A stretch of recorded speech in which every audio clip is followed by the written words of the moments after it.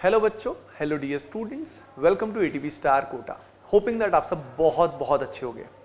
तो बच्चों JEE main 2023 का सेकंड अटेम्प्ट चल रहा है और इस समय एनटीए हमें बार बार कुछ कुछ सरप्राइजेस दे रहा है। यानी इन जनरल अगर केमिस्ट्री की बात करें, जो क्वेश्चन आ रहे हैं वो काफ़ी ईजी भी आ रहे हैं, काफ़ी कन्वेंशनल भी आ रहे हैं, लेकिन कुछ कुछ सवाल हर शिफ्ट में अगर एक या दो सवाल की बात करें तो वो काफ़ी अनकन्वेंशनल भी आ रहे हैं। अब ये जो पर्टिकुलर सवाल है, इनकी खास बात ये है कि इन जनरल इनके बारे में इंफॉर्मेशन एनसीईआरटी में भी नहीं है और कई बार इनफैक्ट जेईई एडवांस्ड में उन कॉन्सेप्ट्स को हम लोग कराते हैं। ठीक है, तो यानी अब जेईई मेन में अगर केमिस्ट्री में अच्छा करना है तो एनसीईआरटी लाइन टू लाइन तो करना ही होगा, अलोंग विद हमें कुछ जेईई एडवांस्ड के कॉन्सेप्ट्स करने होंगे, प्लस उसके अलावा कुछ ऐसे टॉपिक्स हैं जो जेईई एडवांस्ड में भी नहीं है, उसका तो हम कुछ कर नहीं सकते, लेकिन वो एडिशनल टॉपिक्स से भी सवाल आ जाते हैं। ठीक है, अब यहाँ पे जैसे कि पहले क्वेश्चन की हम बात करें जो भी रिसेंटली आए हैं, रिसेंट शिफ्ट में आए हैं, तो वो जो इंटरेस्टिंग क्वेश्चन है वो आपके साथ एक एक करके मैं शेयर करने वाला हूँ। सबसे पहला सवाल जो आपको दिखाई दे रहा है ये स्टेटमेंट 1 एंड स्टेटमेंट 2 से रिलेटेड है और यहाँ पे पहला स्टेटमेंट मिथाइल ऑरेंज से रिलेटेड है। देखिए आप सभी को पता है कि मिथाइल ऑरेंज जो होता है और फिनोल्फिलीन जो होता है ये इंडिकेटर की तरह काम करते हैं, है ना। तो इनको इंडिकेटर्स को पढ़ाया तो जाता है लेकिन इतना डिटेल में नहीं पढ़ाया जाता कि इंडिकेटर्स कितना उनकी फंक्शनिंग कैसे होती है, राइट। मतलब बहुत डिटेल में कभी कभी पढ़ाते हैं, हम एडवांस के लिए खासतौर पे पढ़ा लेते हैं, पर जेईई मेन में तो बिल्कुल भी इसको इतना डिटेल में नहीं पढ़ाया जाता है ना। तो मिथाइल ऑरेंज, पहली बात आती है कि methyl orange is a weak acid. तो ये जो स्ट्रक्चर आपको दिखाई दे रहा है ये हमारा मिथाइल ऑरेंज का स्ट्रक्चर है बच्चों। जैसे कि आप देख सकते हो यहाँ पे हमारे पास SO3 माइनस है, Na प्लस है और एजो लिंकेज है और यहाँ पे इतना सारा रेजोनेंस होने की वजह से, एक्सटेंडेड रेजोनेंस की वजह से होमो एंड ल्यूमो का जो गैप है वो कम हो जाता है और होमो ल्यूमो का गैप कम हो जाता है तो जो इलेक्ट्रॉन का ट्रांजिशन है वो विजिबल स्पेक्ट्रम में लाई करता है, राइट बच्चों। अब ये जो पर्टिकुलर स्ट्रक्चर है इसको बोलते हैं बेंजेनोइड स्ट्रक्चर, क्योंकि ये बेंजीन इसके अंदर है तो इसको बेंजेनोइड ही बोलेंगे।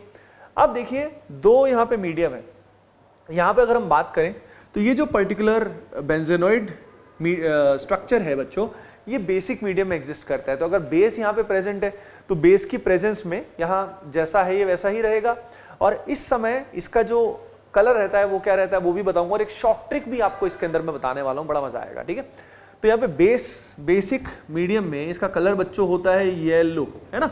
लेकिन यहीं पे अगर मीडियम एसिडिक होता है तो व्हाट एक्चुअली हैपेंस, आइए देखते हैं। यहाँ पे जो नाइट्रोजन है NMe3 है, NMe2 है, ये प्लस M शो करता है बच्चों और इसके प्लस M की वजह से बच्चों यहाँ पे पार्शियल नेगेटिव आता है ऑर्थो एंड पैरा पोजीशन पे, प्लस ये जो नाइट्रोजन है यहाँ पे भी हमारा क्या आता है, यहाँ पे भी हमें डेल्टा माइनस आता है। अब यहाँ पे डेल्टा माइनस आता है तो H प्लस की प्रेजेंस में क्या होता है, तो H प्लस की प्रेजेंस में बच्चों व्हाट हैपेंस इज, ये जो नाइट्रोजन आपको दिखाई दे रहा है ये H प्लस को एक्सेप्ट करता है यानी प्रोटोनेट होता है, इस कारण N पे प्लस आता है। ठीक है, N पे प्लस आता है तो इसको न्यूट्रलिटी मेंटेन रखने के लिए ये नाइट्रोजन यहाँ पे जो पाई बॉन्ड है वो इधर शिफ्ट होता है, ये इधर शिफ्ट होता है तो इस नाइट्रोजन पे प्लस आता है, इसकी वैलेंसी फ्री होती है तो ये पाई बॉन्ड यहाँ शिफ्ट होता है, ये पाई बॉन्ड यहाँ शिफ्ट होता है तो ये पाई बॉन्ड यहाँ शिफ्ट होता है और ये नाइट्रोजन का इलेक्ट्रॉन पेयर यहाँ शिफ्ट होता है। अब यहाँ पे बच्चों अगर हम स्ट्रक्चर की बात करें तो स्ट्रक्चर कैसा हो जाता है, यहाँ पे जो स्ट्रक्चर बनता है उसको बोलते हैं क्विनोनोइड फॉर्म, है ना, क्विनॉल जैसा होता है। तो यहाँ पे बेंजीन SO3Na ये तो वैसा का वैसा रहेगा, यहाँ पे जो लिंकेज थी इसमें चेंज आ जाएगा, यहाँ पे NH है, यहाँ पे सिंगल बॉन्ड है, नाइट्रोजन है, यहाँ पाई बॉन्ड है और यहाँ पे आप देख सकते हैं ये दो पाई बॉन्ड इस तरीके से होंगे और यहाँ पे डबल बॉन्ड है, नाइट्रोजन दो मिथाइल और N पे आएगा प्लस। तो इस तरह का जो फॉर्म होता है बच्चों इसको ये क्विनोनोइड फॉर्म है ना। और यहाँ पे ये एसिडिक मीडियम में H प्लस की प्रेजेंस में जब pH की वैल्यू कम होती है तब बच्चों ये एग्जिस्ट करता है। अगर हम इसकी पर्टिकुलरली बात करें तो यहाँ पे जो ये आपको दिखाई दे रहा है इसका कलर डिफरेंट होता है, इसका कलर होता है एसिडिक मीडियम में रेड कलर होता है। ठीक है, अब यहाँ पे स्टेटमेंट में दिया हुआ था कि भाई मिथाइल ऑरेंज वीक एसिड है, बिल्कुल सही है, वीक एसिड है, स्ट्रॉन्ग एसिड बिल्कुल नहीं है। बेंजोनेट फॉर्म में लिखा हुआ है is deeply coloured than the quinonoid form, लेकिन आप सभी को पता है भाई क्विनोनोइड फॉर्म रेड है तो इसका कलर जो है वो येलो से तो डीप ही हो गया ना। तो ये स्टेटमेंट हमारी सेकंड वाली क्या हो गई, गलत हो गई बच्चों, सेकंड वाली क्या हो गई, गलत हो गई। याद रखने का एक ट्रिक जो मैंने आज ही बनाया है आप सभी के लिए वो है RB, ARBY। RB में acid is red, acidic medium में रेड रहेगा और बेसिक मीडियम में क्या रहेगा बच्चों, येलो रहेगा। तो मिथाइल ऑरेंज के लिए याद रखिए आरबी, ARBY, आर्मी नहीं आरबी। चलिए अब अगला इंटरेस्टिंग क्वेश्चन हम लोग देखने वाले हैं। ये पता नहीं इसके ग्राफिक के अंदर इसके फॉन्ट में कुछ इश्यू आ गया, पर ये क्वेश्चन मुझे याद है ना, तो मैं आपको बताने वाला हूं। अच्छा, आगे बढ़ने से पहले बच्चों आप सभी के लिए एक बहुत ही इंपॉर्टेंट इंफॉर्मेशन मैं देने वाला हूं। देखिए जेईई एडवांस्ड की बारी आ चुकी है और अब हमें जेईई एडवांस्ड पे फोकस करना है, जिनका भी पेपर होता जा रहा है। और जेईई एडवांस्ड के लिए बहुत ही गोल्डन अपॉर्चुनिटी है हमारे लिए। तो बच्चों इस समय आप सभी के लिए एक बहुत ही अमेजिंग क्वेश्चन बैंक मैं तैयार कर रहा हूं। मैं क्या, पूरी एटीपी स्टार कोटा टीम तैयार कर रही है फिजिक्स, केमिस्ट्री, मैथमेटिक्स के लिए, जिसमें रुड़की इंजीनियरिंग एंट्रेंस के अच्छे सवाल, ओलंपियाड के अच्छे सवाल और डिफरेंट क्वेश्चन बैंक्स के भी सिलेक्टेड क्वेश्चंस, बहुत ही हाई क्वालिटी रिलेवेंट क्वेश्चंस जो हैं वो आपके लिए हम लेकर आ रहे हैं, और वो भी कंप्लीटली फ्री ऑफ कॉस्ट, है ना। कहां उसको अपलोड करेंगे मैं बता ही देता हूं। डिस्क्रिप्शन में जाइएगा और वहां पे हमारी टेलीग्राम कम्युनिटी को सभी के सभी बच्चे ज्वाइन कर ले, ठीक है। वहां पे हम लोग उस मास्टर क्वेश्चन बैंक को अपलोड करने वाले हैं, जिसमें सेलेक्टेड क्वेश्चंस आप सभी को जेईई एडवांस्ड के लिए मिलने वाले हैं, तो उसको जरूर ज्वाइन कर लें। उसके अलावा एक there is one more information for you बच्चों, आप सभी के लिए हम लोग आरसीसी लेकर आ रहे हैं, रैपिड क्रैश कोर्स, जिसको हर साल हजारों बच्चे जिसका यूज करते हैं, और आज बहुत सारे स्टूडेंट्स आज टॉप आईआईटीज में पढ़ रहे हैं with the help of RCC. ये बैच की जो सारी डिटेल्स हैं डिस्क्रिप्शन में लिंक दिया हुआ है, वहां से आप सबको सारी डिटेल मिल जाएगी। और ये batch across the nation online तो चलने ही वाला है, ऑनलाइन हजारों बच्चे इसका फायदा उठाते हैं, और जो बच्चे कोटा आ सकते हैं या कोटा में ही हैं वो 20 अप्रैल से 20 अप्रैल से ऑफलाइन भी इसका फायदा उठा सकते हैं, ऑफलाइन भी पढ़ सकते हैं, ठीक है बच्चों। तो ये इंफॉर्मेशन मैंने आपको दे दिया। अब मैं इस क्वेश्चन के बारे में बात करता हूं। ये जो कंसेप्ट है ना, ये प्राइमरीली हमारा आयोडोलेक्टोनाइजेशन इन जनरल होता है, जिसको बोलते हैं आयोडोलेक्टोनाइजेशन, लेकिन यहां पे ब्रोमीन के साथ यूज किया गया था NaHCO3, एक्वस NaHCO3। तो किस तरह का फंडा यहां यूज होता है मैं थोड़ा बता देता हूं।